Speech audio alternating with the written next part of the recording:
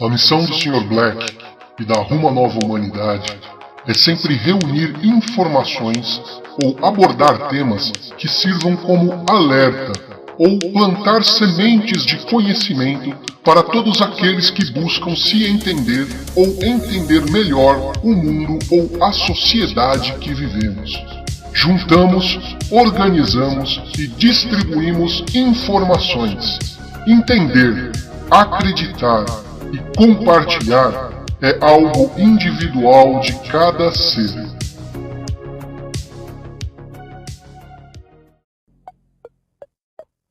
A história do videogame no Brasil é marcada por adaptações e clones nacionais, muitas vezes feitas às margens da lei.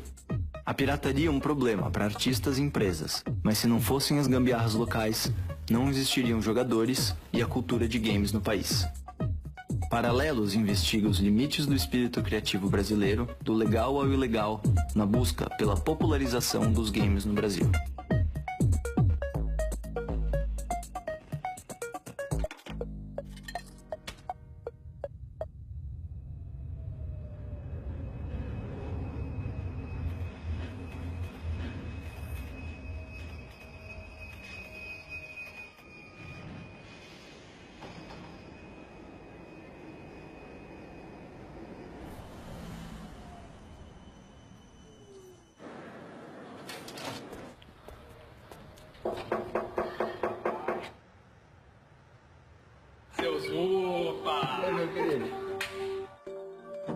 Quando eu conheci a Taito, era um barracão.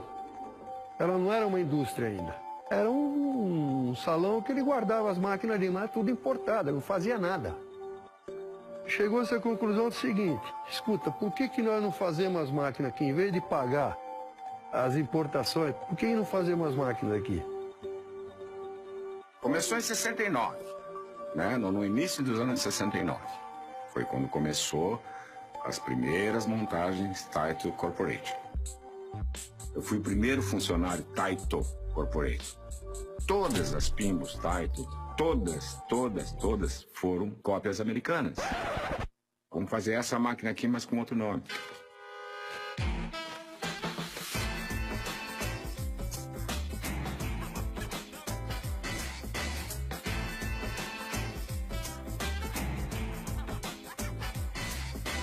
O campo de jogo é igual, mas as artes a gente muda. O que vocês acham? Os caras toparam.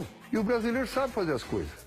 Então essa máquina chegava pelada para nós lá, no setor de arte. Não tinha nada nela. Vamos começar a jogar, todo mundo jogar. Bom, o que vocês acham de fazer isso? O que vocês acham de fazer aquilo? Vamos fazer assim, vamos fazer assado. No Brasil, o que era? Era carnaval. Carnaval, Sargentelli. Ah, vamos fazer o Sargentelli. Era uma cópia da Playboy, americana. Cara, você tinha que inventar. Não tem jeito, você tinha que inventar. Agora, cada invenção que eu tinha vale um aumentozinho, né? Então vamos que vamos. O que eu me lembro é que sempre tinha fila na porta para jogar, quando saía novidade. E chegava a dar volta no quarteirão ali. A minha carreira como estagiário, depois advogado, junto com meu pai, começou no terceiro andar.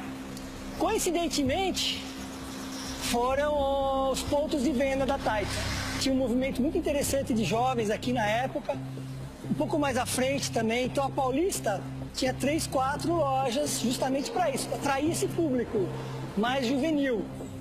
E ficava sempre aquela aglomeração muito grande. É muito sedutor. O fliperama é muito sedutor.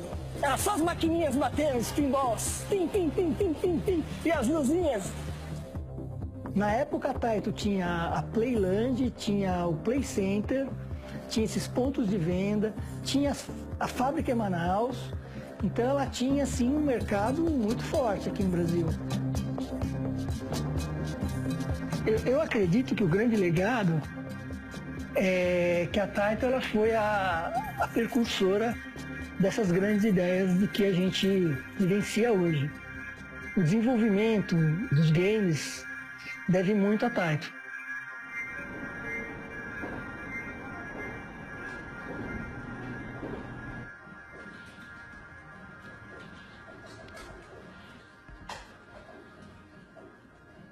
O bagulho começou a virar um ponto de encontro mesmo da rapaziada, né?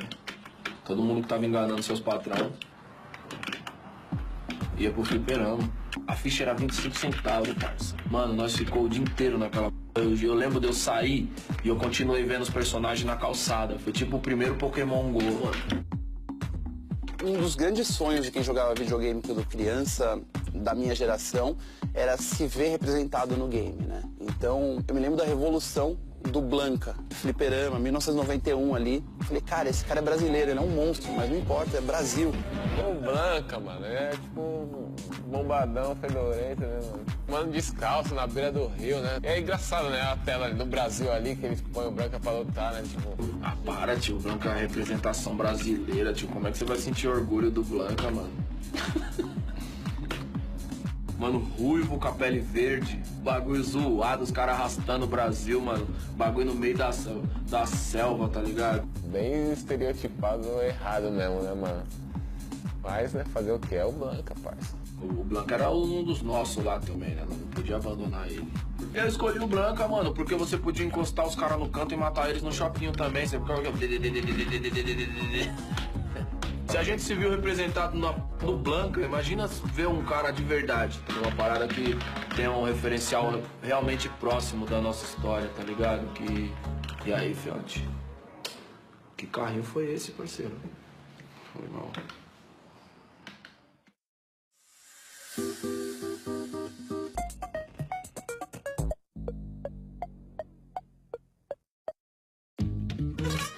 Naquela época, os anos 80, as pessoas só podiam sonhar em ter um videogame original se tivesse algum amigo que tinha ido pra Disney ou se tivesse a chance de ir pro Paraguai ou conhecer alguém que trazia muamba do Paraguai. E no Brasil, para você jogar desde criança, a única maneira era por contrabando. Os consoles chegaram ao Brasil de uma maneira oficial, ou seja, nossos pais podiam ir numa loja comprar, isso no final dos anos 80, começo dos anos 90, quando isso desembarcou aqui, mas desembarcou de uma maneira meio torta. Esse é o Nintendo oficial da Nintendo, com esses cartuchinhos. Brasil, esse daqui. A Gradiente investindo no Phantom System, que era um clone do Nintendinho, e todas as empresas vendo ali um filão começaram a lançar também clones, videogames. Existia clones de qualidade. A Gradiente, por exemplo, fazia um Phantom, que é um produto muito bem feito. Não entrando no mérito na parte legal, certo? Do ponto de vista industrial, do ponto de vista de design, eles fizeram um produto bem feito. Tectoy chegou trazendo o Master System com uma campanha de marketing incrível. Eu lembro que eu tinha Master System, meus amigos tinham Master System no geral. Todo mundo tinha Master System. Ninguém tinha Nintendinho, né? Como vai? Tudo bem? Alexandre. Marcos Santos. Pô, Marcos, já ouvi falar de você? Já, né? Já. A gente tinha a nossa rivalidade naquela época, né? Era boa. Vocês jogavam os nossos games também? Sem dúvida. Sem dúvida. Eu também jogava escondido, mas eu jogava, tá? Eu tenho que admitir isso. Não, esse cara aqui, tá certo? Na hora que saiu e que o pessoal, principalmente da Nintendo of America, na hora que ele percebeu esse jogo aqui, eles vieram aqui conversar com a gente. Isso aqui é uma cópia que vocês fizeram. Eu falei, não, nós fizemos uma cópia. Quando espeta o cartucho, eu consigo interpretar isso. Mas eu não uso o chipset, eu não copiei o seu produto. E o que aconteceu foi que a Nintendo falou, olha, então, se vocês derem uma parada com o Phantom, descontinuarem o Phantom, a gente volta a conversar para vocês representarem a Nintendo no Brasil. Em lugar nenhum do mundo se fabricava a Nintendo. O Brasil foi o primeiro lugar a ser fabricado a Nintendo, fora do Japão. Mesmo os cartuchos americanos? Mesmo. É mesmo? Fazemos tudo em Manaus. Ninguém achava que estava fazendo nada errado. E a gente não estava mesmo, era o mercado que a gente tinha. E graças a ele, a gente está aqui hoje.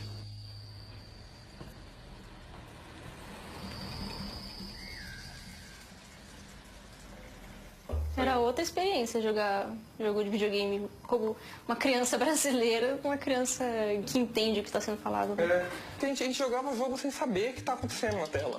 Inclusive, às vezes, quando a gente pegava o jogo japonês, porque já não entendia inglês mesmo. A gente sempre teve essa coisa, o videogame não é nosso. A gente está se metendo aqui onde não é chamado. Aos poucos a gente foi entrando ali, isso foi criando a nossa identidade. Como é que o Brasil entrou nos games? De uma maneira muito malaca, né? O jogo da Mônica. Simplesmente chegaram pra nós e falaram assim, olha, vocês vão fazer game. A gente não sabia como fazer jogo. A gente não sabia como desenvolver o jogo do início ao fim. A gente não sabia nem por onde começar. Nós vamos trocar esse personagem do Wonder Boy pela Mônica. Começou o desenvolvimento a partir dessa adaptação. Eu me lembro quando saiu o jogo da Mônica, a gente falou, pô, o jogo é muito tosco. Mas tudo bem, é a Mônica. Eu queria muito, eu ia na Blockbuster e eu ficava vendo as pessoas jogarem Turma da Mônica e eu chorava. É porque eu era muito fã da Turma da Mônica. Foi como eu aprendi a ler, né? Tem fãs. Então já junta uma coisa com a outra, né, meu? Você chegar aqui e pegar com um game desse, conversar com um cara lá dos Estados Unidos, Europa e tudo, o valor dele lá é muito maior do que aqui. Porque isso aqui não saiu de lá, isso aqui é Brasil. Isso aqui, basicamente, a gente poderia falar que representou nós lá. All those official Tectoy releases that, you know, replaced Wonder Boy with, what is Monica or something. I love that stuff. I mean, it's so weird to me here because I don't know that cartoon at all. I don't know Monica, or however you pronounce it. And I discovered this via emulation because it's how I discovered all the old games. Emuladores são programas de computador que simulam diferentes videogames. Mas e aí? Emulação é pirataria? Não, pra mim não. Peraí. É porque você acaba usando o kernel, o BIOS do jogo oficial. Então é pirataria, oficialmente falando, legalmente falando é.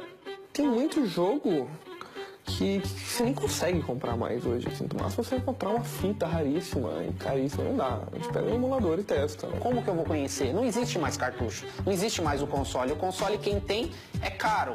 Então, só através do emulador mesmo iria conhecer esse tipo de jogo. Se a empresa que vende Nintendinho não está no Brasil, como raios você vai comprar um Nintendinho? Baixe um emulador. O pessoal que está no Brasil, eles focam na questão da emulação justamente por isso, por você não ter uma oportunidade no seu país. Então aqui você tem uma modificação, possui dentro dele 7.000 jogos, os principais consoles de emulação como Atari, PlayStation, Master System, Mega Drive. Eu não considero que eu estou fazendo algo de errado. Eu estou resgatando um público que não teria acesso a isso. Hoje a minha gratificação não é nem pelo fato da venda, é ver um cliente satisfeito e falar, poxa, esse jogo eu jogava quando era criança, se não fosse graças a você ter essa ideia, eu jamais jogaria isso de novo, porque um cartucho é muito caro.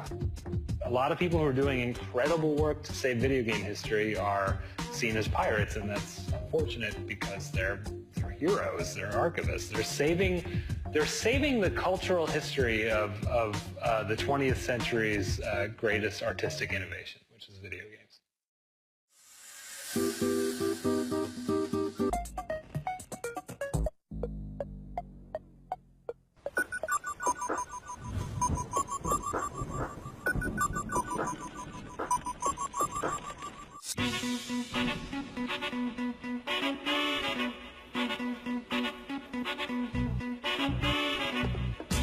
Eu acho que teve uma mudança muito grande ali dessa informalidade dos jogos no Brasil. No PlayStation 1 já aconteceu isso, porque mudou a mídia, né? Então entrou o CD, barateou horrores a maneira de piratear os jogos, de fato. E os caras realmente viram que ali tinha um mercado. Eu acho que as empresas não estavam no Brasil para se importar com a questão da pirataria. Então a gente não tinha uma noção de que isso era um crime. Era só a maneira como você comprava jogos. Não tinha malícia. As pessoas, se puderem ter o jogo original, elas vão preferir ter o original, porque é igual uma roupa, mano. Tá ligado? Se você pode realmente ter um pano original e ostentar aquilo, né? Pô, você vai ter, mano. O jogo oficial, ele saía perto de uns R$100, R$80 na época. Metade do salário mínimo, mano. Fica muito difícil o acesso. E é claro que se você está pensando classe média, tudo bem você comprar um jogo por mês, mas essa não é a maior parte do Brasil, né? A classe média. Então, quando a gente está falando de o povo brasileiro ser um povo que tem acesso a esse tipo de cultura, via pirataria, muito provavelmente até hoje. Eita! Para! Snapchat esse gol aí. Cê é louco, cachorreiro. Olha, velho. Ai! Oi! Ai, papai! Campeonato Brasileiro Pirata. O bagulho estralou, mano.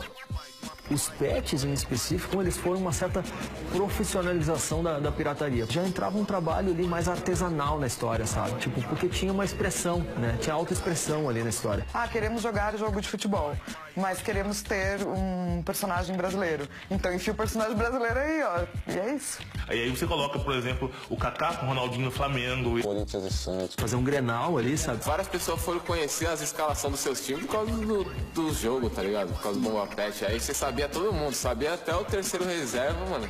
Esse espírito romântico da pirataria vive nisso, nos mods, nas alterações, de forma artística. A gente alterava um jogo que já estava pronto, era uma outra mentalidade. O lance do CS Rio, por exemplo, que era um mapa de Counter-Strike muito famoso, né? Muito bem feito. E era localizado aqui no Brasil e feito por um brasileiro, né? Então a história do CS Rio sempre era uma inspiração, assim, né? A gente sempre olhava para aquilo e falava assim, é possível fazer e tal. Vou fazer no Brasil, fazer uma favela, né? Primeira semana foram 6 mil downloads. Aí na segunda semana 24 mil downloads. E o que marcou foi quando a gente foi na Efigênia um dia comprar alguma coisa lá, tinha cara vendendo na esquina, olha o mapa do Rio, olha o mapa do Rio. E o negócio era grátis, tá ligado? Saiu em 2001. É uma adaptação de um jogo que já existia, o Half-Life, que adaptou para o Counter-Strike, que a gente adaptou para o CS Rio. E outra coisa que marcou também é que o mapa foi proibido no Rio de Janeiro, né? Virou caso de polícia, assim, era proibido a Lan House no Rio de Janeiro ter esse mapa. Proibiram a venda no Brasil inteiro do jogo, mas na época a gente já comprava jogo digital, não era uma piada isso. A importância do CS Rio para a comunidade de modders brasileira, ela foi muito importante porque os gringos adotaram ele, entendeu? Porque ele virou um mapa muito popular lá fora também, porque a galera ficava louca de jogar na favela do Rio de Janeiro. Tem um lance no mapa, não sei se vocês já perceberam, que tem bala perdida. Então você tá andando com o bonequinho e de repente você toma um tiro do além, tá ligado? As pessoas falam, pô, vocês não ganhavam grana com isso, a família, todo mundo joga o seu jogo e vocês não ganharam. Mas não era o espírito, é coisa de comunidade, de mod. Mod é isso, você faz porque você curte. Foi a pirataria que determinou que a gente tivesse no mercado de videogame. Não somente permitiu que a gente experienciasse jogar, como a gente experienciasse a possibilidade de fazer games. A gente olha para a nossa cultura ou olha para o nosso passado com um certo desprezo. A gente tem que começar a valorizar a contracultura nacional e a cultura nacional. A pirataria sempre vai ser o underground, nunca vai ser bem vista. O cara que hoje consome pirataria, talvez amanhã ele esteja economizando para comprar o console oficial dele e tudo mais. Então a gente não pode desmerecer a pirataria e falar que ela machuca o mercado apenas, porque sem a pirataria a gente não teria o mercado que a gente tem hoje. O jeitinho brasileiro também, eu acho que pode ser entendido de uma forma adaptativa. Eu conheço várias pessoas, o mercado de jogos brasileiros, os desenvolvedores em especial, são super adaptativos. E esse eu acho que é o lado bom, sabe? Eu acho que é o lado bom. E, cara, tudo, enfim, meio proporcionado por essa época de ouro da pirataria no Brasil, assim, sabe? Então, vivi bons tempos naquela época. If you're collecting games and you're in Brazil, collect your own games. No one else is. Because I know Brazilian collectors of video games mostly care about the official stuff out of America, and I think they're doing a disservice by ignoring wealth of Brazilian exclusive, interesting, wonderful stuff that came out over there. Eu acho que a gente não se importa nem com produções nacionais atuais, quanto mais com o resgate. Desculpa, videogame é importante sim, cultura é importante sim, pode gastar seu dinheiro com isso. Please get that stuff, save it. It's piracy, but it's your piracy. It's Brazilian culture, and it's cool. No, no, no, no.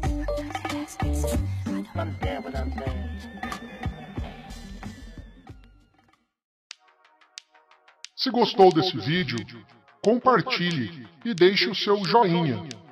Inscreva-se no canal para mais vídeos e informações.